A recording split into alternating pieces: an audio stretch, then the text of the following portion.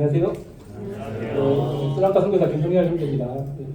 오늘 그 형제님께서 광고해 주신 것 같이 제가 올해부터는 스랑카 순회 선교 사역으로 이제 사역을 전환하게 되었는데, 그렇다고 제가 선교 사역을 그만두는 것은 아니니까 계속 선교 사역을 위해서 기도해 주시고, 또 제가 선교 사역을 순회 선교 사역으로 말이 좀 어려운데 전환하게 된 이유가 아시다시피 개척된 지역 교회가 자립적으로, 영적으로, 물질적으로 다 좀 자립이 돼서 제가 없어도 선교 사역을 다 하더라고요. 지역 교회 잘 섬기더라고요. 그래서 저는 이제 한국에 머물면서 1년에 서너 번 정도 방문하면서 현지인들에게 영적인 그 양식들을 계속 공급해 주는 것이 저에게 남은 선교사의 과제라고 저는 생각을 하게 됩니다. 그리고 또 걱정해 주셨던 분도 계시는데, 사라다 자매는 7월 말 아니면 8월 초쯤에 저희들이 데리고 오기로 했어요. 남사교회 성도님께서 많이 기도해 주셔서 혹시 걱정해 주신 분들도 계셨는데, 여러 가지 약간 좀 오해들도 좀 있었고, 그런 것 좀 잘 해결돼서 자매가 좀 신변 정리, 어머니 혼자 계신 어머니도 계시고 또 언니도 아직 결혼 안 했거든요. 그래서 이제 두 분이 살기 때문에 좀 약간 좀 신변 정리, 개인적인 신변 정리 좀 필요한 것 같아서 그게 마무리되면 한 8월 정도에 저희가 데리고 오기로 했습니다. 그래서 자매를 또 저희 가정을 위해서 기도해 주셔서 다시 한번 감사드리고, 제가 또 5월 말쯤에 또 들어가게 되거든요. 5월 말쯤에 또 들어가게 돼서 사라다 자매 또 비자도 신청해야 되고, 또 그렇게 돼서 이제 8월에 데리고 오는 걸로 해서 이제 한국에서 이제 순회 선교 사역으로 전환하게 되었습니다. 그래서 저희 가정을 위해서 또 선교 사역을 위해서 계속 남석교회에서 기도해 주셨으면 감사하겠습니다. 오늘 말씀을 좀 약간 좀 구성을 하겠는데요. 마태복음 16장 16장 보시겠습니다. 마태복음 16장. 16장 몇 절 말씀을 제가 말씀드리기 전에요. 지난주에 우리 복음 집회, 남석교회에서 복음 집회가 열렸습니다. 그렇죠? 3일 동안 복음 집회를 위해서 또 우리 남석교회 성도님께서 많이 기도해 주신 덕분에 주님의 은혜로 또 많은 구도자들이 또 이렇게 선한 사마리아원 또 아이들을 포함해서 많은 구도자들이 또 남석교회에 참석해서 복음을 들었죠. 그 중에서도 좀 하나님 믿었다고 또 시인한 영혼도 있고, 성도님들 남석교회에서 복음 집회를 가진 이유가 무엇일까요, 성도님들? 아시겠지만 우리가 복음 집회를 갖는 이유는 모든 하나님의 말씀대로 디모데전서 2장 4절 말씀처럼 모든 사람들이 이제 구원을 받고 진리를 이루기를 원하시는 하나님의 뜻을 이루기 위해서 저희들이 남석교회가 이제 정기적으로 복음 집회를 가지고 있는 것이죠. 그런데 복음 집회를 통해서 많은 영혼들이, 참석한 영혼들이 구원받기를 원하는 것이 하나님의 뜻이기 때문에 남석교회가 이번 3월에 3일 동안 복음 집회를 갖게 되었습니다. 영혼들이 구원받기 위해서 복음 집회를 가졌는데요. 성도님들, 구원이라는 것이 무슨 뜻일까요, 성도님들? 구원. 한번 생각해 본 적 있나요? 내가 구원받았다. 보통 저는 스랑카 선교지에 가면 구원받았다라고 현지인들이 많이 그러면 아주 그냥 두리뭉실하게 얘기를 해요. 그냥 하나님 믿었다. 성교지는 좀 그렇게 말하거든요. 난 하나님 믿었으니까 난 구원받은 거야. 좀 맞는 말이긴 하죠. 그렇죠? 어느 정도는. 나 예수님 영접했습니다. 하나님 영접했습니다. 구원이라고 그러죠. 그 다음에 성교지는 또 그렇게 생각을 하더라고요. 또 우리 성도님들도 어떻게 생각하십니까? 내가 구원받았다. 좀 많은 의미가 있는 것 같아요. 내가 제사함 받았다. 그렇죠? 또 어떤 것이 있을까요? 내가 하나님의 거룩한 자녀가 되었다. 그게 또 구원이겠죠? 또 영원한 생명을 받았다. 제가 오늘 말씀드리고 싶은 것은 또 다른 뜻이 있는데, 구원받았으면 나는 그리스도의 제자가 되었다. 왜냐하면 하나님을 따르는, 구원받았으니까 이제 내 마음대로 하는 것이 아니라 나를 구원해 주신 우리 주 예수 그리스도를 따라야 되는 걸 삶을 살아야 되잖아요. 저는 이제 그걸 또 구원이라고 보게 되는데요. 그래서 저는 이 그리스도의 제자된 삶에 대해서 좀 말씀드리고 싶어서 이 말씀을 드리게 되었습니다. 그래서 우리가 지난주에 복음 집회를 3일간 갔고 거기서 참석한 영혼들이 주 예수 그리스도를 믿고 정말 구원받았다고 시인하였으면 그럼 어떻게 살아야 되는 것이죠, 성도님들? 하나님의 거룩한 자녀로서의 삶을 살아갈 뿐만 아니라 제가 오늘 말씀드린 것처럼 그리스도의 제자된 삶을 살아가는 것이 아마 구원받은 사람의 당연한 반드시 삶이라고 제가 생각을 하게 되거든요. 그래서 마태복음 16장에서 24절의 말씀을 좀 보시도록 하겠는데요.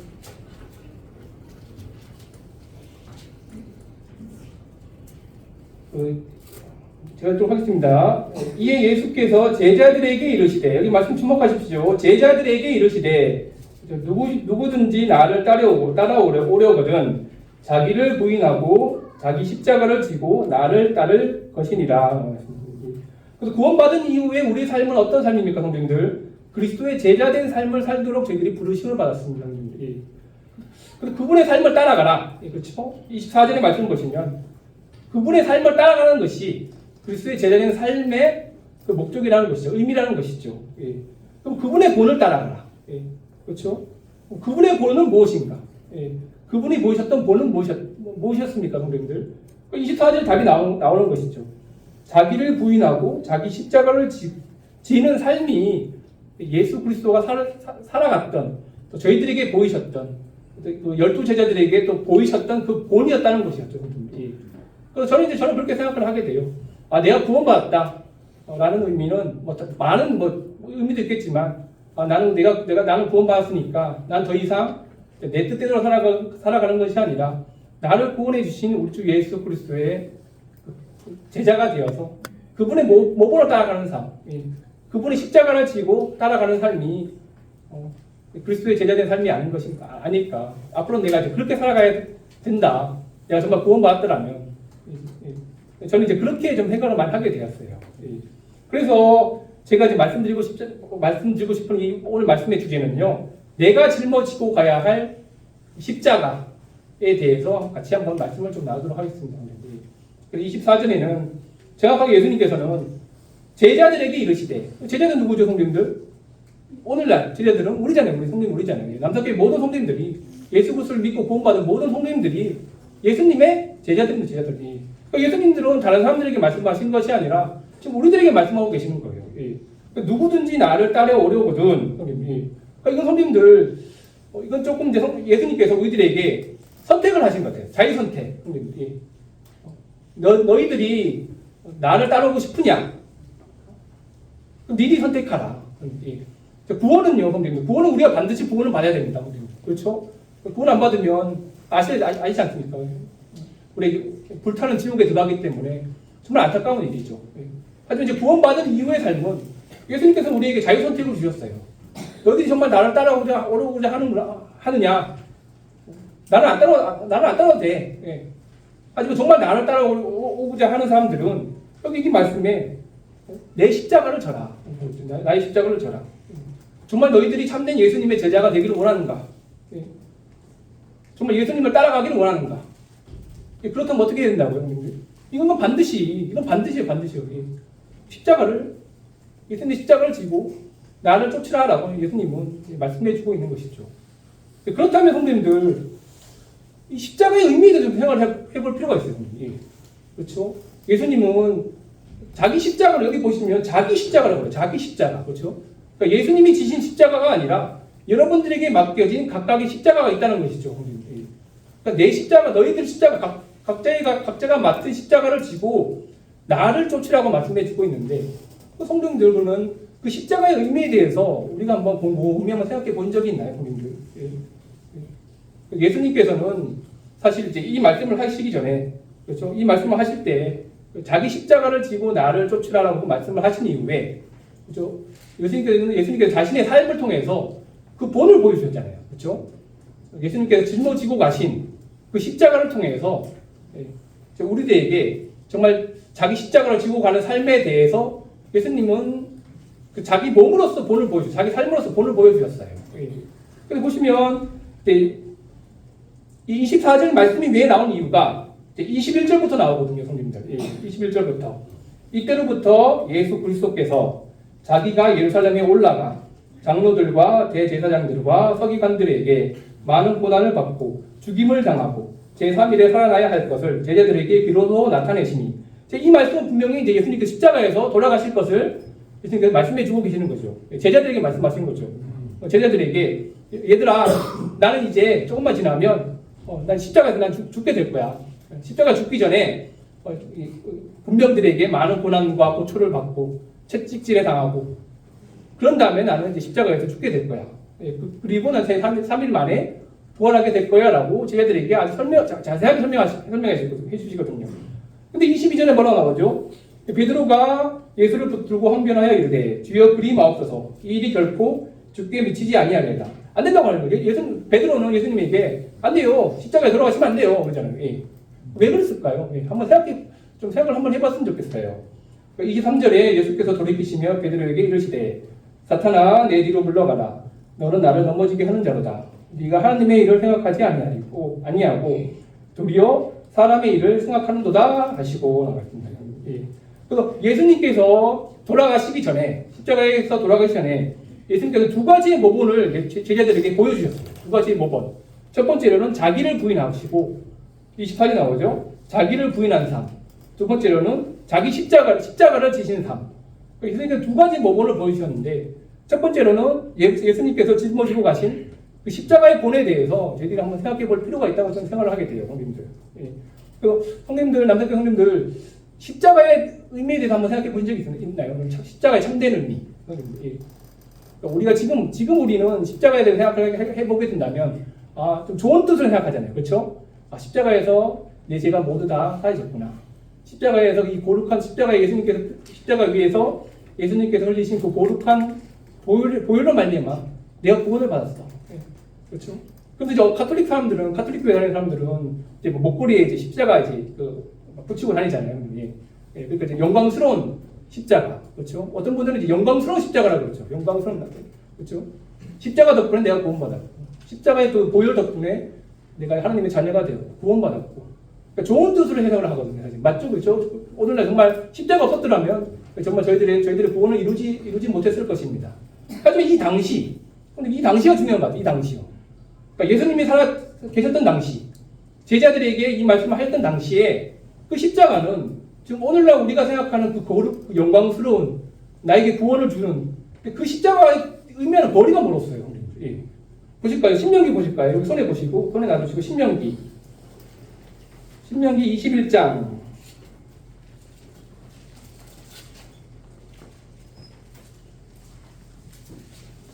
22절인데요. 신명기 21장 22절. 사람이 만일 죽을 죄를 범함으로 네가 그를 죽여 나무 위에 달거든 그 시체를 나무 위에 밤새도록 두지 말고 그날에 장사하여 내 하나님 여호와께서 내게 기업으로 주시는 땅을 더럽히지 말라. 나무에 달린 자는 하나님께 저주를 받았음이니라. 나와 있죠. 이게 중요한 말씀은 23절 마지막 말씀에 나무에 달린 자는 하나님께 저주를 받았음이니라 나와 있어요. 그러니까 이게 이제 십자가 형벌이거든요. 사실은. 그러니까 이 구약의 율법을 잘 알고 있었던 제자들은 예수님께서 이 나무 위에 달아서 저주를 죽는다고 말씀을 하시니까 그 당시에 아시잖아요. 십자가의 형벌은 그 당시에 아주 치욕적이고 아주 수치스러운 징벌이었어요. 여기 뭐 저주를 받았다는 거죠. 그러니까 나무에 달려 죽은 사람들은 다 하나님께 저주받은 사람이라고 그렇게 딱 칭함을 받았어. 그 당시에요. 근데 예수님께서는 자신이 하나님의 아들이라고 칭하시고 모든 능력과 기적과 그렇죠? 그 하나님의 그 권능을 이 땅에서 행하시던 분이 자기 하나님의 아들이라고 그렇게 말씀하시던 분, 선포하시던 분이 갑자기 내가 나무 위에서 죽겠다. 십자가에서 내가 죽게 될 것이다. 라고 생각하면 또 제자들이 어떻게 받아들이겠어요? 예수님 절대 안 될 일이죠. 이거는 수치스러운 일이 아닙니까? 어떻게 예수님이 그 치욕의 십자가를 짊어지고 그 나무에 달린단 말입니까? 그런 뜻이라는 것이죠. 그러니까 우리가 생각했던 그 십자가와 당시 이 제자들이 생각했던 십자가는 약간 좀 다른 의미였죠. 그렇죠? 이 문화를 알게 됩니다. 그래서 예전에 그 사도 바울이 선교 여행을 하게 될 때, 예를 들어 유대인들에게 많이 또 복음을 전했잖아요. 그 당시 유대인들이 예수님을 믿지 않았던 이유 중에 하나는 이거였어요. 이거요. 정말 예수님이 메시아라면 왜 나무에 달려 죽었냐?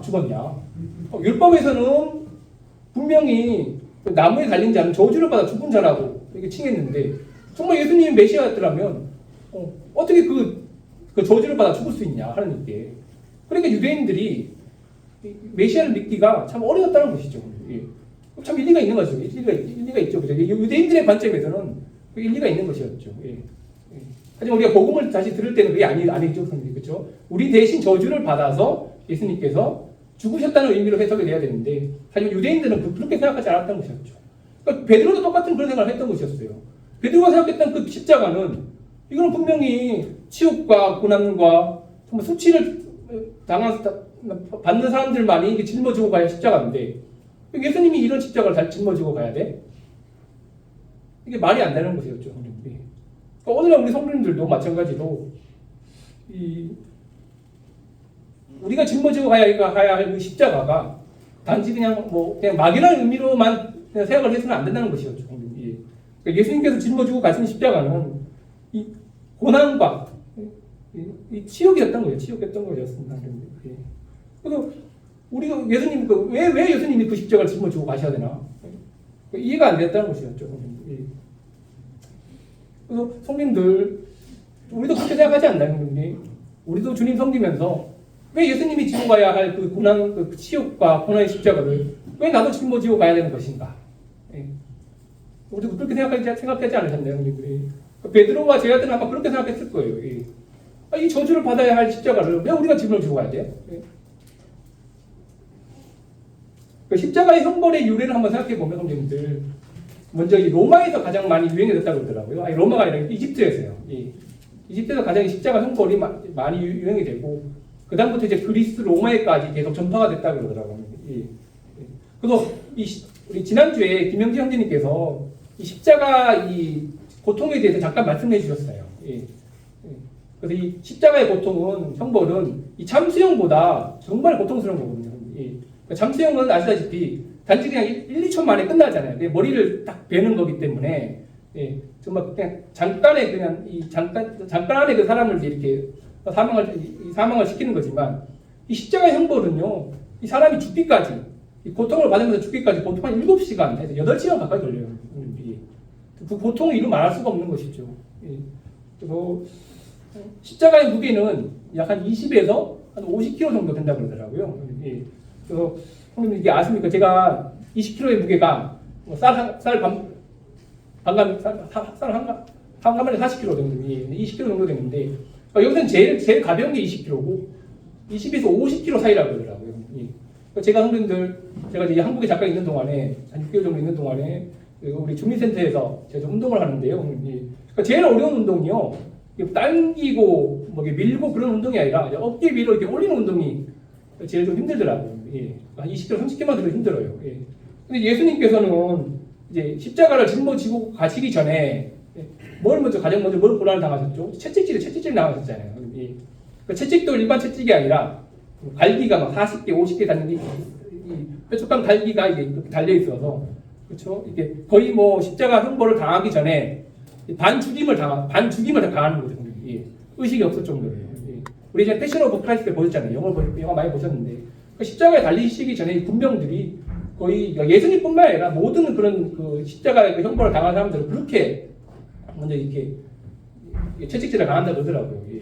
살점이 찢겨 나오고 그렇죠? 거의 실실할 정도로 채찍질을 가하는데 그 이후에 거의 반죽임을 당한 이후에 그 다음에 어떻게 하죠? 옷을 벗기고 십자가를 지게 하는 거죠. 촬영장 때까지 가게 되는 것이죠. 옷을 다 벗긴다는 거죠. 옷을 다 속옷만 남겨두고 다 벗기면서 십자가를 지고 가는데 다 아시잖아요. 우리 한번 생각해 보세요. 등에다가 이제 상처를 다 많이 받았잖아요. 그렇죠? 엄청나게 살점이 찢기고 그런 상황에서 십자가를 질 수 있나요? 완전히 기운도 없고 20에서 30kg 되는 일반 성인이 이제 20kg, 30kg를 들고 촬영장까지 한 600m 된다고 그래요. 600m. 비아 돌로로사라고 그러죠. 그래서 그 십자가 고난의 길을 통과하기까지 한 600m가 걸리는데 근데 정말 이 반죽임을 당한 상태에서 십자가를 이렇게 30kg짜리 들고 가는 것이 정말 어려운 일이거든요. 도중에 쓰러지고 고통당하고 몸은 어떻게 거의 뭐 나치죠, 나치. 그죠? 속옷만 입고 이렇게 들고 가는 게 들을 때마다 아프잖아요. 그죠? 이 상처 때문에 아파갖고 들지도 못하고. 이제 그런 그 고난을, 그 십자가의 고난을 예수님께서 짊어지고 가셨다는 것이죠. 그 치욕은 무슨, 치욕과 이 수치는 무엇입니까, 선생님들? 그러니까 그 비아 돌로로사 가신 분 아시겠, 그 길을 걸어 가셨던 분은 아시겠지만, 저도 이제 이스라엘 한번 갔다 왔는데, 그 길이 약간씩 오르막길이에요, 선생님. 예, 그렇죠? 평길도 아니고. 그러니까 그 십자가를 지고 올라가는 것들이 너무나도 힘들고, 또 그 주위의 사람들이 그걸 볼 거 아니에요, 예수님께서 십자가 지고 가는 모습을 볼 때, 이제 뭐 손가락질 할 거 아닙니까? 아니, 이 사람이 얼마 전까지는 자기가 메시아라고, 막 기적도 행하고, 하나님의 아들이라 그렇게, 막 이렇게 막 떠들고 다니던 사람이, 이제는 막 정말 벌품없고, 채찍질에 맞고, 십자가를 들고 가는, 짊어지고 가는 그냥 저주받은 사람의 모습으로 이렇게 가게 되냐고. 막 사람들이 손가락질 하지 않겠습니까? 그러니까 예수님은 그러한 모욕도 다 받으셨다는 것이죠. 그래서 이제 제가 한번 읽어드릴게요. 현대의 연구에 따르면 십자가형의 수용자들은 못 박힌 상태에서 대략 한 1000번 정도 기절했다, 끼었다를 반복하며 이 과정은 그야말로 죽고 싶어도 죽을 수 없는 상태라고 그렇게 반복하다가 지치면 숨을 쉴 수 없게 된다라고 했어요. 그렇죠? 십자가에서 못을 박힌 상태에서 이렇게 계속 7시간을 버틸 때 한 1000번 정도를 기절한다고 그러더라고요. 예. 심정지 상태가 많이 오니까요. 예. 죽고 싶어도 죽지 못하는 그런 상황. 그렇죠? 호흡수가 줄어들면서 지식사하거나 혹은 호흡 산독증에 빠져 심장이 불규칙하게 뛰면서 심장이 터지거나 결국에는 심정지로 사망한다. 예수님께서 심정지로 사망한 것이죠. 7시간 고통받으시다가. 그래서 십자가형 마지막에 다리를 부러뜨린 이유도 이제 그만 지식사해서 빨리 죽으라고 부러뜨리는 것이다. 지난주에 우리 강사님이 말씀하셨죠. 그래서 그 십자가 처형을 당하기 전에, 그렇죠? 어떤 이제 가족들이 와서 돈을 주는데 그 돈이 우리 아들을 빨리 자유하게 해달라. 그게 아니라 보석금이 아니라 빨리 죽여달라. 그렇죠? 십자가 처형을 당하기 전에 그냥 먼저 죽여달라. 그런 의미였거든요.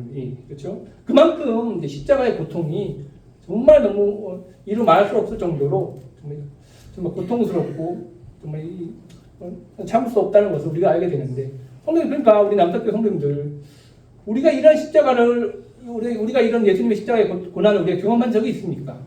사실은 없죠, 성도님. 저도 없고요. 근데 예수님께서는 지금 자기 십자가를 지고 너희들에게 맡겨진 그 십자가를 지고 가라고 말씀하고 계신 겁니다.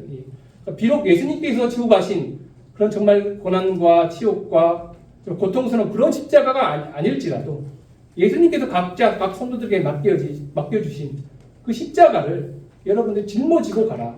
그게 바로 그리스도의 제자된 삶이라라고 예수님께서 말씀해 주고 계시다는 것이죠. 또한 이제 마태복음 26장의 말씀을 보시면요, 겟세마네 동산에서 이제 예수님께서 기도하신 장면이 나오잖아요. 그렇죠? 제가 찾지는 않겠는데, 선생님들. 그래서 예수님께서는 이미 자기가 받으실 고난에 대해서 알고 계셨잖아요. 그렇죠?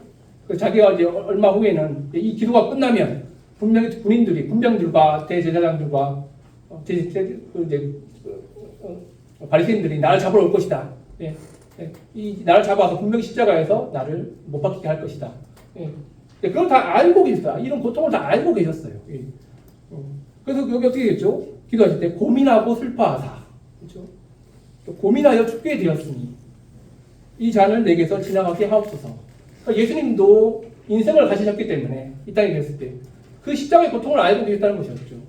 정말 이 고통은 정말 하나님의 아들인 나조차도 정말 이건 정말 내가 정말 피하고 싶을 그런 선벌이다. 이 밖에 이 방법이 아니고 다른 구원의 방법이 있으면 하나님 좀 알려주세요. 그래서 저는 정말 이 십자가의 고통, 이 십자가 앞으로 당하게 될 그 십자가의 고통을 생각할 때마다 좀 고민하고 슬퍼하게 되고 고민하고 죽게 되었으니 좀 하나님 당신의 뜻이라면 이 십자가의 잔을 내게서 지나가게 해주세요. 이렇게 저렇게 간절히, 그렇죠? 눈물이 핏방울이 되도록 기도했다고 했었잖아요. 그렇죠? 근데 예수님께서 어떻게 하셨죠? 결국 하나님의 뜻에 순종하셨죠. 그 이유는 무엇일까요? 그 이유가요? 그게 바로 마태복음 16장 24절에 나타낸 중입니다. 24절이. 누구든지 나를 따라오려거든. 누구든지 나를 따라오려거든. 그러니까 예수님은 왜 이 땅에 오셨습니까, 형님들? 하나님의 뜻을 이루시기 위해서 이 땅에 오신 것이었습니다. 그러니까 하나님의 뜻은 무엇이었죠?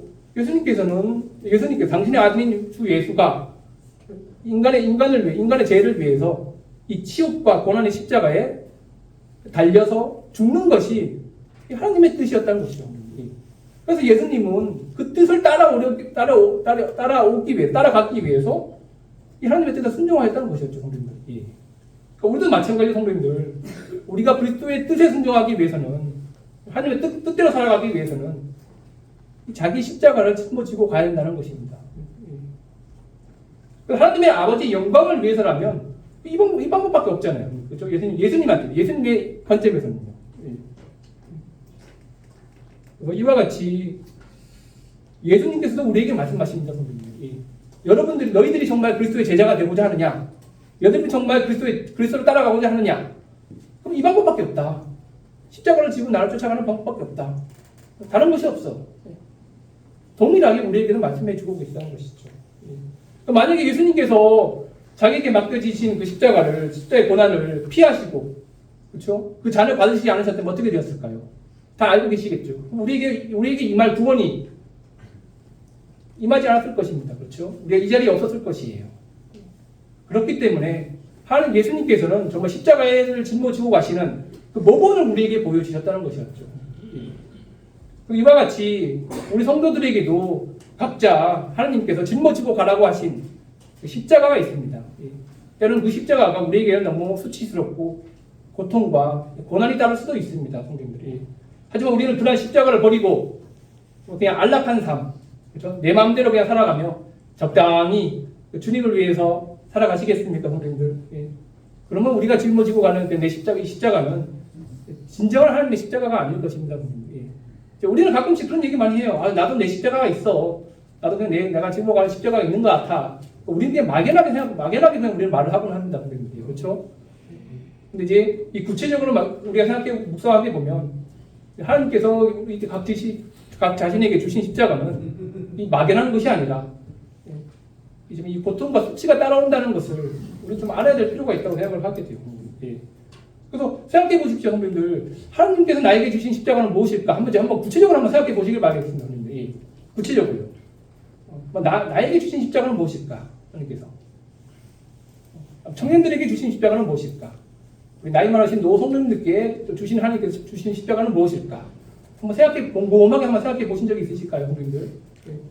제가 한 예를 좀 말씀드리면, 때로는 이제 어떤 분들은 자기가 가진 그 질병을 통해서 그 질병이 자신의 가진 십자가라고 또 말씀하시는 분이 계시더라고요. 그렇죠? 어떤 불구의 병을 가지신 분이 계십니다. 팔이 없거나, 그렇죠? 어떤 장애를 가진 분들이 계시는데, 오히려 그분들은 그것을 통해서 하나님께 영광을 돌리더라고요. 그렇죠?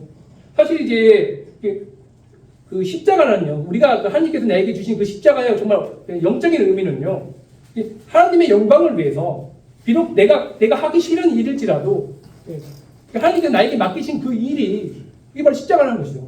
그렇죠? 예수님께서 십자가를 그렇잖아요, 형님. 그렇죠? 고난과 치욕의 십자가를 누가 짊어지고 가고 싶으시겠어요? 그러니까 예수님도 고민하여 죽게 되었으니 이 잔을 내게서 옮기시옵소서. 그렇게 기도하지 않으셨습니까? 그러니까 여기 성경에서 말하는 그 십자가는 하나님의 영광을 위해서, 비록 내가 하기 싫은 일일지라도, 내가 하기 싫은 사람, 내가 보기 싫은 사람일지라도, 하나님께서 나에게 주신 그것이 바로 나의 십자가라는 것이죠. 그러니까 만약에 팔이 아프거나, 팔이 잘리거나, 그렇죠?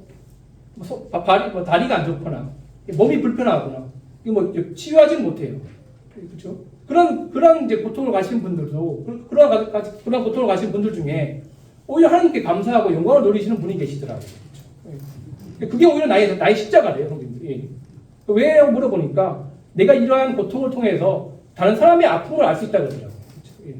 다른 사람을 위해서 더 기도할 수 있고, 나와 동일한 그런 육신적인 고통을 가지신 분들에 위해서 내가 더 하나님께 기도할 수 있게 되고, 또 오히려 내가 더 깨어있게 되고, 주님, 내가 비록 이 몸뚱아리는 없지만 그래도 그런 내가 다른 것을 통해 내가 주님께 영광을 돌릴 수 있기 때문에 감사드립니다. 예. 그렇죠, 성도님들이. 그러니까 우리가 몸이 다 멀쩡했을 때는 뭐 어떤 장애를 가진 분들에 대한 그 고통과 고난에 대해서 우리는 알 수가 없어요. 다 이해할 수 없죠. 그렇죠? 근데 내가 만약에 그런 상황에, 그런 경험을 하고 있다면, 당연히 다른 분들에 대한, 다른 그 장애를 가지신 분들에 대해 우리가 이해할 수 있다는 것이죠. 그러니까 오히려 그게 부끄러운 것이 아니라, 예, 오히려 그게 하나님께 영광이 된다고 말씀해 주고 계세요. 그렇죠? 그러니까 모든 성도님들 마찬가지잖아요. 우리 노성도도 마찬가지고, 다 건강해지고 싶어 하시고, 20대, 30대 몸과 같아지고 싶어 하시고, 그렇죠? 더 오래 살고 싶어 하시고, 예. 근데 이제, 그게 또 우리 뜻대로 안 되는 거잖아요. 그렇죠? 예. 또 뭐 변변치 못한 직장을 가진 사람들도 이게 오히려 그 직장이 나에게는 하나님께서 나에게 준 십자가라고 말씀해 주고 계세요. 예. 제가 아는 어떤 분들도, 어떤 형제도 직장은 되게 좋아요. 예. 직장은 주님이 섬길 수 있는 되게 좋은 직장인데 월급이 얼마 안 돼요. 예. 이게 자기가 주님께서 자기가 준 십자가래요. 예. 그러니까 직장은 주님 섬기기도 좋고 주 5일제고 예. 또 계속 주님께 또 매주마다 주일에 나오고 근데 월급이 얼마 안 되니까 아이들이 뭐 자기 뭐 두세 명 키우는 아이들에게 좀 양육할 만 좀 버겁다 그러더라고요. 예. 근데 이 직장을 그만두자니 하나님께 영광이 되는 더 좋은 직장, 이보다 더 주님을 잘 섬길 수 있는 직장이 없는 것 같더라고요. 예. 그러니까 이제 고통스럽지만, 그 직장을 계속 나가고 있는 것이죠. 예. 성도님들, 저도 잠깐 간증을 하지만, 이 직장에 대해서, 그냥 우스갯소리로 제가 말씀드리는 거 너무 심각하게 생각해 주지 마세요. 예. 제가 경찰을 몰고 다니는데, 꼭 이제 경찰 아시겠지만 경찰을 보고 다니면 이제 유류세가 한 30만 원 정도 혜택을 줘요. 예. 카드사에 신청하면. 그럼 저희 이제 카드사에 신청하시면 알겠지만 3개월간 이제 그 소득세를 내라 그러더라고요. 소득 증명서를요. 저는 이제 열린길에 속해 있으니까 거기 재직 증명서를 거기 재직하고 있다고 이제 말씀을 드리고 이제 거기 3개월간 나온 소득 증명서를 제가 이제 카드사에 보내줬죠. 이제 100만 원 이상만 나오는데 100만 원 이상만. 근데 갑자기 그 다음날 전화가 왔고 고객님 소득 증명서를 확인해 보니까 한 달에 100만 원이 안 나오네요 그러더라고요. 예. 그래서 거기까지 하면 되는데 이 고객분이 저한테 이제 왜 100만 원이 안 나와요? 이제 그렇게 이제 묻고 있는 거예요. 저한테 오히려 돌려 물어요. 예. 제가 어떻게 알아요? 제가 예. 어떻게 100만 원이 안 나올 수 있어요? 이제 그런 뉘앙스를 자꾸 저한테 말을 하는 거예요. 예. 그래서 그때 말씀드리면 안 되지만 쪽팔리다. 이제 그런 얘기 너무 부끄럽다. 내가 선교사인데 내가 100만 원 못 받나? 최저임금을 못 받나? 예, 그런 생각이 들더라고요. 예. 상담사가 나한테 막 쪼개듯이 이렇게 얘기를 하니까 그래서 이제 이 말씀이 생각나. 제가 이제 이 말씀을 준비하고 있었을 때 이제 선교사서 내가 받은 십자가가 이거구나. 변변치 않은 수입에도 불구하고 나는 자급자족하면서 좀 섬기하고 있는 것이 나에게는 만족이다. 예. 비록 그 사람들이 나에게 뭐라고 할지라도 나는 그렇게 받아도 난 지금 풍족하게 살고 있고 이렇게 부족함이 없는데 그렇게 만족하게 되더라고요. 예. 그래서 앞으로 이 정도가 적당하다. 이게 내가 지금 지고 가야 할 십자가인 것 같다 생각이 들더라고요. 예. 만약에 제가 너무 많이 받으면 그렇죠? 그럼 오히려 그런 생각을 하게 되더라고요. 하나님의 영광을 내가 가릴 수 있을 것 같다. 내가 오히려 자만해져서 내가 이렇게 성교비를 많이 받아서 내가 내 마음대로 막 쓰고 내가 원하는 대로 막 쓰고 오히려 선교사에게 대한 돈은 잘 안 쓸 것 같고 차라리 오히려 그냥 이렇게 성교비가 나오는 것이 주님께서 나에게 주신 십자가인 것 같다. 또 그렇게 또 순종이 되더라고요. 그렇게 또 되고 또 믿지 않는 남편들도 있잖아요. 우리 중에 믿지 않는 남편들도 통해서도 그분들이 또 우리들의 십자가가 될 수 있지 않겠습니까? 그죠? 때는 우리 매수 같은 남편 그럴 수 있겠지만 오히려 이제 그 남편을 통해서 우리가 더 주님 앞에 기도하게 되고 또 구원받을 수 있도록 또 간절히 기도하고 더 깨어있게 될 수 있게 되고 그렇죠?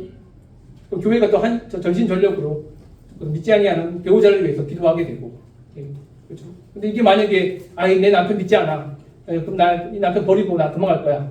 그럼 이게 하나님의 영광을 위한 일인 것입니까, 성도님들? 아닌 것이죠. 그렇죠? 그러니까 결국은 믿지 아니하는 배우자도 동일하게 우리의 십자가가 될 수 있다는 것이죠. 또 뭐 우리에게 또 원치 않은 아이들도 있을 수 있습니다. 예. 아이를 낳았는데 예, 좀뭐 장애가 있는 아이가 나올 수도 있고, 그렇죠? 예. 근데 우리 또 하나님의 영광을 위해서라면 또 그걸 또 잘 키워야 되지 않겠습니까? 우리 예.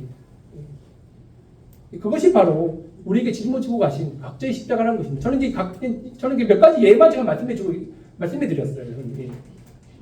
청년들에 대해서는 저는 잘 모르겠어요. 청년들이 짊어지고 가야 할 그 십자가에 대해서는 저도 잘 모르겠어요. 저는 그런 걸 좀 생각해 봤어요. 요즘에 외모 지상주의라서 청년들이 외모 때문에 좀 신경을 쓰고 있지 않은가. 예. 외모 때문에 스트레스를 받고 있지 않은가. 예. 그렇죠. 요즘에 TV 보면 너무 막 예쁘고 뭐 잘생긴 남자들이 너무 많이 나오잖아요. 그렇죠. 그것 때문에 우리 청년들도 그것 때문에 좀 스트레스, 나는 왜 이렇게 못생겼지? 나는 왜 이렇게 여드름이 많이 나왔지? 나는 왜 이렇게 쭈글쭈글하지? 예. 청년들 제가 좀 위로를 드릴게요. 스랑과 성교지 가시면요, 청년들이 스랑과 성교지 거의 왕처럼 대접받아요, 진짜로. 제가 농담은 아닌데 제가 성교지에 가서 현지 성도들한테 내가 몇 살나 보여요? 그러면요, 저거 24살이래요. 예. 제가 지금 44이지만 진짜 거짓말 아니에요. 저거 24이래요, 24. 예. 그러니까 그럼 우리 청년들이 가면 뭐 15, 16 거기 빠질 거예요. 또 그리고 또 거기 현지인들은 또 이렇게 또 대부분 좀 까무잡잡하거든요, 사실. 그러니까 좀 우리 흰색 인종들 사람들이 오면 막 되게 반겨줘요. 예. 자매들이 난 여기서 되게 못생긴 여자야, 나 정말 쭈글쭈글한 여자야라고 생각하지 마세요. 성교지 오시면요, 우리 성교지 우리 현지인들이 인형 같아요. 인형이요. 진짜요. 인형 같아요. 예. 거짓말 아니에요. 우리 성교팀이 매년마다 오거든요. 그럼 자매들 볼 때마다 현지인들이 막 손을 잡아요. 막. 하얘니까 자기들은 좀 꺼먹고 그러니까 하얀색 손 만지고 보려고 막 인형이 걸어다닌다. 막 인형이 막 다 날아다닌다. 막. 이제 그런 말을 하거든요. 내가 봤을 때는 이 자매 못생겼는데. 그렇게 하지만 예. 현지인들을 보기에는 정말 예쁘고 인형 같은 예. 그런 모습이라는 거예요. 그런 모습을 본다니까. 예. 아무튼 예. 그래서 외모에 좀 컴플렉스 있거나 하시는 청년들이 있다면 스랑카로 성교 오세요. 네. 왕처럼 대접받을 겁니다. 예, 아주 킹카가 될 겁니다. 킹카가 될 것입니다. 예, 예. 그래서 우리가 제가 농담을 말씀드렸다시피, 예. 근데 여기에서 중요한 것은요, 선생님들. 그러니까 내가 받은 그 십자가가 단순히만 나의 개인적인 고난이나 연민으로만 해석해서는 안 돼요. 예. 그냥 아이 내 왼손 같은 남편, 내 왼손 같은 아내. 그래서 이분이 나의 십자가야. 이게 아니고요. 하나님의 영광을 위해서 내가 정말 하기 싫은 일인데도 불구하고 하나님이 나에게 이것을 하라고 주신 것들, 주신 사람들, 주신 물건들, 주신 일들, 이게 바로 진정을 하나님께 주신 진정으로 우리가 짊어지고 가야 할 십자가라는 것이죠. 16장 21절에 24절 다시 한번 보시면요. 그러면 이제 내 십자가를 지고 가기 전에 가장 먼저 무엇을 해야 됩니까, 선생님들? 자기를 부인하라라고. 자기를 부인하라. 그러니까 예수님께서는 여기서 두 가지 모범을 보여주셨어요. 십자가를 짊어지고 가는 삶, 그리고 자기를 부인하는 삶에 대해서 예수님 말씀해 주셨는데요. 십자가를 짊어지고 가기 전에 먼저 나 자신부터 부인하라. 그 자기 부인하는 말이 어떤 뜻일까요, 선생님들? 한번 생각해 보신 적이 있나요? 자기 부인. 예. 그러니까 자기 자신과 관계 없는 듯이 행동하라. 그게 바로 자기 부인이라는 거라고요. 그래서 내가 가진 명예, 내가 가진 학벌, 내가 가진 돈, 예. 그런 배경들은 예수님을 따르는데 정말 아무 소용이 없다는 것이죠. 예. 아무런 관계가 없다. 주님을 섬기는 데 있어서 자신의 생각, 자신의 뜻, 자신의 의지 모두 다 내려놓고 자기 십자가를 따르라. 예, 그 말씀이거든요, 선생님. 예. 그래서 이 말씀이 있죠, 선생님. 이 말씀. 우리가 자주 사용할 말씀. 왕년에, 그렇죠? 왕년에 나는 어떤 사람이었어? 왕년에 나는 서울대 나왔어. 왕년에 나는 삼성전자 재직했어. 왕년에 나는 의사였어. 그랬던 내가 예수님 내가 섬기기 위해서 내가 다 버리고 왕년에 내가 그런 사람이었어. 이렇게 되면 자기 부인이 어렵다는 것이죠. 그렇죠? 우리는 지금 저희 절대 모르게 왕년이라는 말 자꾸 많이 꺼내는 것 같아요. 그렇죠? 예. 근데 자기 부인이 어려운 사람들의 특징이 바로 이 왕년이라는 말을 자꾸 꺼내는 사람들이 예, 자기 부인이 참 안 된다고 그러더라고요. 예, 그렇죠? 예, 겸손해지기도 어렵고. 저는 사실 제가 감사한 것은 저는 28에 갔거든요, 선생님. 28이면 이제 청년 때였죠. 저는 왕년에 뭐 자랑할 것이 아무것도 없었어요. 예, 예, 왕년에 예, 뭐 좋은 직장도 없었고, 뭐 좋은 학벌도 아니었고. 그래서 저는 이제 좀 감사하게도 지금까지 선교 사역을 또 계속 할 수 있었던 이유인 것 같은데, 예, 제가 가끔 선교 사역을 하면서도 좀 그런 말씀을 많이 들어요. 뭐 어떤 분들은 뭐 왕년에 어떤 분이었는데 그걸 이제 뭐 다 내려놓고 선교사를 가셨다. 아, 참 좋은 것이죠. 좋은 거죠. 예. 근데 이게 바로 우리의 그 왕년이라는 그 말씀이 하나님의 영광보다 앞서서는 안 된다는 것이죠. 그렇죠? 왕년에 그런 분들 그런 학벌과 능력과 명예와 그런 걸 다 내려놓고 주님 섬긴다는 거 정말 아름다운 일입니다. 예. 정말 하나님께 칭찬받은 일이라는 것이죠. 예. 하지만 그게 십자가보다 앞에 나올 수는 없다는 것이죠. 예. 이게 바로 자기 부인이라는 것이죠. 자기 부인. 예. 앞으로는 우리 성인들 왕년이라는 말 하지 마세요. 예. 예. 왕년이라는 말 하지 마십시오. 예. 그렇죠? 예. 그럼 이제 빌립보서 3장 보실까요? 빌립보서 3장. 예. 빌립보서 3장 5절. 왕년의 사도 바울은 어땠습니까? 성인들. 왕년의 사도 바울. 우리가 왕년이라는 말이 나오니까 사도 바울은 왕년이 어땠나요, 성인들? 예. 우리 다 아시겠지만 왕년의 사도 바울은 히브리인 중에 히브리인이요. 열심으로는 교회를 박해하고 율법에 의로는 흠이 없는 자라라고 했죠. 사도 바울의 왕년은 정말 훌륭했어요. 정말 훌륭했죠. 그렇죠? 예. 정말 다른 사람들과 더 정말 견줄 수 없는 그런 왕년의 삶을 보냈어요. 예. 그러면 7절에 뭐 어떻게 됐죠, 선생님들? 그 7절이래요. 그리스도의 자녀가 그리스도의 제자로서의 삶을 살아간 이후에 사도 바울은 어떤 삶을 바뀌었죠? 자기를 부인하는 삶으로 바뀌었던 것이었죠. 예. 내게 유익하던 것을, 그 왕년에 내가 유익했던 그 모든 것을 그리스도를 위하여, 그리스도의 제자가 되기 위해서, 그리스도의 제자된 삶을 살기 위해서 모든 것을 다 버리고, 그렇죠? 배설물로 여겼다라고 나와 있죠. 왜 이런 사도 바울이 왜 이렇게 왕년이라는 자기 그 명예를 버리고 모든 것을 다 배설물로 여겼다고 나와 있는 거, 선생님들이 그리스도를 따르기 위해서, 참된 그리스도의 삶을 살기 위해서. 8절의 마지막 절에 나와 있죠. 그리스도를 얻고, 참된 그리스도를 얻기 위해서 이 삶을 살아왔다는 것이죠. 그래서 그리스도를 위해서 자신의 왕년의 삶을 부인했다. 관계없다. 내가 이 왕년의 삶은 나랑 이제 아무런 관계가 없다. 그렇게 여겼다는 것이죠. 이게 또 빌립보서 2장 7절에는 또 한번 보실 거예요. 빌립보 2장 7절에 예수님 어떻게 오늘 어떤 모습을 보이셨죠? 7절에 오히려 자기를 비워 종의 형체를 가지사. 자기를 비웠다 나와요. 자기를 비우다. 자기 부인. 예수님도 하나님의 종이셨죠. 하나님도 이 땅에 오시기 전에 왕년에는 어떤 분이었죠? 하나님의 아들이셨잖아요. 아들이셨잖아요. 그렇죠?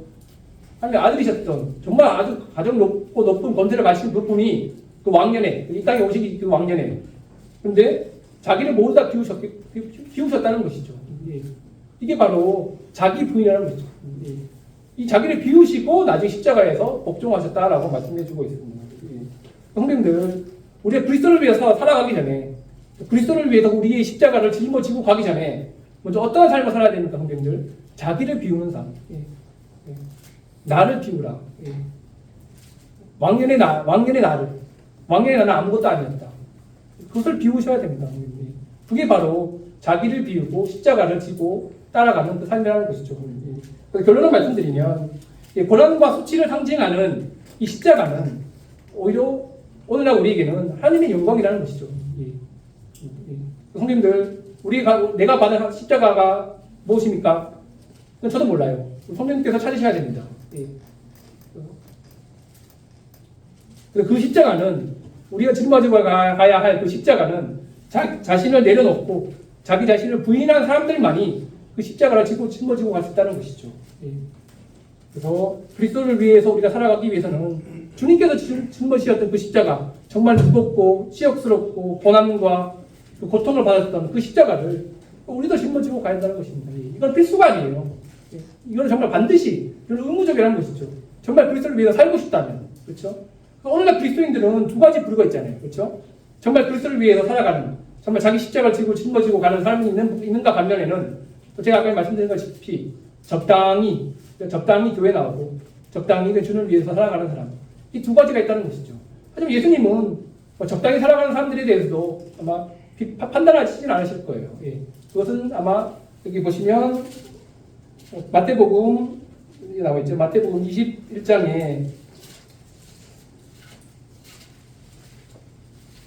뭐라고 끝내겠습니다.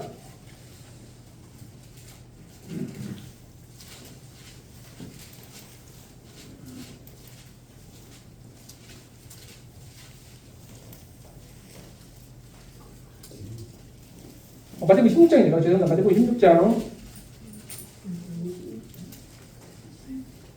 27절이죠. 27절.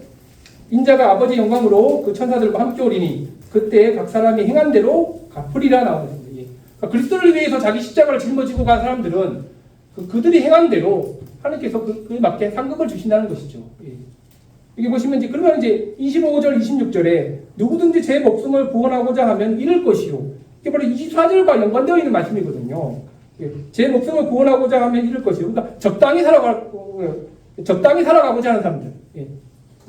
그런 사람들 잃을 것이라고. 아마 상급이 잃어버릴 것입니다. 예. 누구든지 나를 위하여 제 목숨을 잃으면 찾으리라. 누구든지 그리스도를 위해서 자기 십자가를 정말 짊어지고 가는 사람들은 자기가 받은 그 상급을 찾을 것입니다. 예. 예수님께서는 우리에게 자기 선택을 주셨어요. 네가 십자가를 지고 따라가고 싶으냐? 그럼 따라가라. 따라가는 것은 네 몫이다. 예. 그래서 성님들 또 우리가 이 받은 십자가를 우리가 서로에게 받은 십자가를 또 함께 짊어지고 가는 사랑도 함께 보여주실 필요가 있을 것 같아요. 그렇죠? 또 우리 남덕교 성님들 중에 정말 이렇게 정말 짊어지고 가기 어려운 그 십자가를 짊어지고 가시는 분들 계실 겁니다. 세상의 고통, 육신의 고통, 그렇죠? 삶 가운데 또 많은 어려움이 있으신 분들 계실 거예요. 그렇죠? 그분들을 위해서 우리가 소외하면 안 되고 같이 그분들이 짊어지고 가시는 그 십자가를 우도 대신 같이 짊어지고 가야 된다. 예. 원래 주보에 나왔다시피 같이 연락도 해드리고 예. 안부도 전해드리고 예. 마지막으로 그리스도의 십자가를 짊어지고 가는 사람들에게는 예. 마지막 27절처럼 이 상급이 있을 겁니다. 상급이. 예. 그래서 많은 어떤 성도들은 그래요. 구원받은 사람들이 몇 명 그러더라고요. 그럼 예수님 믿으면 예수님 받고 구원받고 하나님의 제자가 되면 그럼 나 이제 내가 원하는 대로 아무것도 못해요? 물어보잖아요. 그렇죠? 예. 그럼 이 말씀 너무 어려워요. 그럼 내가 정말 나는 예수님처럼 이렇게 막 정말 고통스럽고 수치스럽고 어려운 삶을 내가 똑같이 살아야 돼요? 난 그럴 자신 없어요. 구원받은 사람들은 아마 그런 말 할 거예요. 그렇죠? 예. 세상 가운데 살고 있다가 예수님 막 기쁜 마음으로 예수님 믿고 구원받았는데 갑자기 김성렬 선교사가 와갖고 예수님이 지고 가신 그 어려운 십자가를 당신도 지고 가라. 그러면 아마 초신자들은 조금 마음에 조금 부담이 될 수도 있을 것 같아요. 예. 제가 드리고 싶은 말씀의 해답은 꼭 그 말씀이 아니라 하나님의 영광을 위해서라면 하나님의 영광을 위한 일을 내면 내가 해도 되는 것이죠. 그렇죠? 예. 그걸 분별하는 것이죠. 제가 무조건 하지 마요. 예. 구원받는 사람들 이거 하지 마요. 저거 하지 마요. 그것이 아니라 내가 지금 하고 있는 일이 하나님의 영광을 위한 일이라면 거리낌 없이 해도 된다는 것이죠. 이게 초신자라든지 구원받은 오래된 사람들이라든지 앞으로 성도님들 우리가 받은 이 십자가 그리스도의 제자가 제자된 삶을 살기 위해서는 우리에게 받은 십자가를 자기를 부인하고 예수 그리스도의 십자가를 잘 짊어지고 가시는 것이 하나님께서 우리들에게 맡기신 사명이라고 저는 생각을 하게 됩니다. 그래서 저도 주님 오실 날까지 제가 맡은 이 선교사의 사역, 이 선교사의 사역이 제 십자가라고 저는 생각을 하거든요. 또 제가 또 잠깐의 간증 좀 시간이 없어서 안 되겠지만 사실 살아나도 사실 제 십자가였어요. 그렇죠? 예. 좀 아시는 분도 계시겠지만 살아나와의 관계에 있어서 약간 좀 오해가 있었죠. 예. 약간 조금 어려움이 있었지만 지금 생각해 보면 자매도 내가 짊어지고 가야 할 나의 십자가구나. 예. 이런 생각이 들게 되더라고요. 예. 선교지에서 제가 이 말씀을 있을 때 제가 좀 말씀을 좀 묵상하게 되었어요. 현지인들과 함께 이제 선교 공부를 하면서 이 말씀이 계속 나오더라고요. 공부하면서. 그러면서 내가 받은 십자가가 이 선교지 사역과 또 내 아내 우리 사랑하는 자매구나 생각을 들게 되니까 마음이 평안해지더라고요. 그럼 내가 이걸 당연히 짊어지고 가야 되지 않겠느냐. 내가 만약에 이 선교 사역도 버리고 아내를 버리고 이제 그런 것은 아니겠지만 만약 그런 것들을 다 우리가 버리게 된다면 그럼 내가 하나님의 영광을 위해서 할 수 있는 것이 아무것도 없지 않겠습니까, 선생님? 그렇기 때문에 아무튼 뭐 이런 말씀을 주신 주님께 감사드립니다. 앞으로 우리 남자교 성도님들도 자기를 부인하고 그리스도의 십자가를 짊어지고 가는 삶을 살아가시기를 바라겠습니다. 이상입니다.